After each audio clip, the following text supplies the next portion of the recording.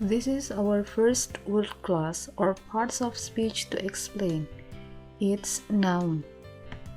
The content of this video will cover definition, proper versus common noun, concrete versus abstract noun, countable versus uncountable noun, and the last is some examples of nouns surrounding us. Let's start from definition. Noun is used to refer to people, things, ideas, and qualities in the world around us. So it is used to name these entities. In a sentence relation, noun is a word that has function as a subject or object or subjective complement. Let's see the example here. For example, the ants shrugged their shoulders in disgust. So let's see here that the ants is part of subject,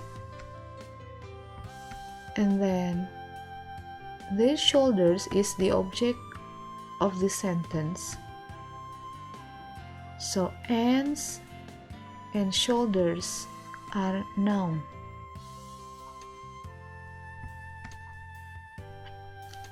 Next is about proper versus common noun.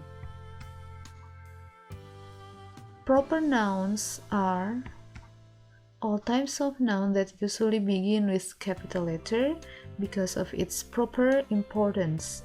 These nouns are realized by personal names such as geographic units, time units, holidays, nationalities, religions, titles, and so on. We will see the examples of each later on.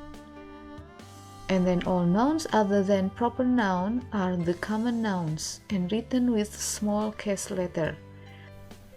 So here is the example of proper noun. For geographical units, we can say Alaska, Mount Everest, Bali, and other places. And then time units such as Sunday, January, leap year, and other units. Holidays such as Idul Fitri, Easter, May Day, and the nationalities, all the names for countries, Indonesia, Singapore, France, and other countries. Religions, such as all religions in the world, Islam, Christian, Buddhism, and so on. Buildings, we have Borobudur, and then there is White House and other popular buildings.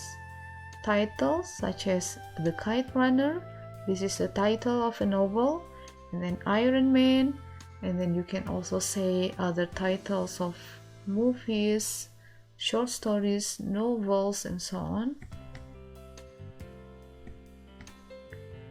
Okay, here are some random examples for proper noun. Here we have names of person. Prince William, Catherine are names. And then we have time units here, such as Friday and New Year. And then also we have name of a planet, and then brand name of a product, and other names. The next is concrete versus abstract noun. Concrete nouns are all nouns that physically can be perceived by the senses, while abstract nouns are the opposite of the concrete ones. They are the ideas that exist in our minds to denote concepts. Let's see the examples of each. Concrete nouns are things that can be seen, touched, felt, heard, and so on. So here are some of the examples of concrete nouns. We can see it, even we can touch it.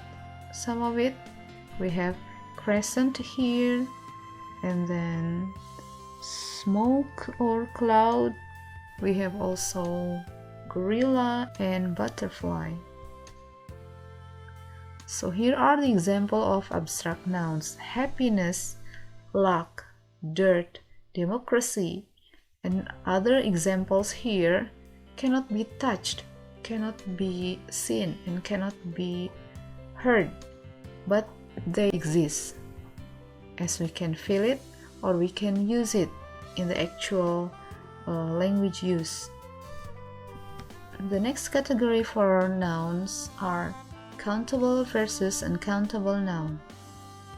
So countable nouns can be assigned by number or quantifiers such as many, a few, lots of, a great number of, and plural of these nouns are made by adding s or es for nouns ending with vowel, while the singular ones are preceded by article a and n.